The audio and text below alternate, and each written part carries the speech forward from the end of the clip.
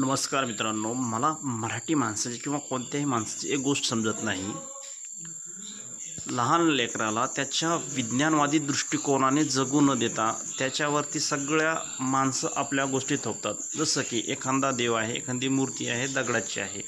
त्यामध्ये देव नाही हे माणसाला माहीत आहे, परंतु त्याच्या भावना आहेत, श्रद्धा आहे आणि तीच्या मुलावरती तशीच थोपवली जाते. त्याला नैसर्गिकदृष्ट्या त्याला समजू दिलं जात नाही आणि त्याला वळू दिलं जात नाही.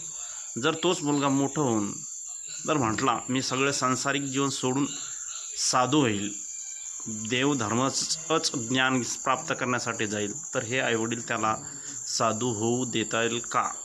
म्हणजे आईवडिलांची दुप्पट्टी भूमिका असते. त्यांना वाटतं की मुलांनी एकीकडे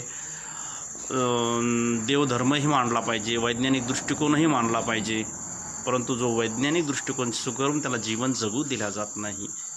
तू देव आहे असं मान, दगड आहे असं म्हणू नको, त्याच्यात श्रद्धा ठेव आणि तो साधूही होऊ नको. सारे देवधर्म करणं हेच जर जीवन असेल, हेच जीवनाचं साध्य असेल, तर त्याला तुम्ही डायरेक्ट साधू होऊन देताल का? पूर्ण आयुष्य त्याला साधू बनून राहू देताल का? मग त्याच्यावरती असं दुटप्पी भूमिका घेण्याचं तुम्ही का थोपवतात? माझा एक आईवडिलांना हा प्रश्न आहे.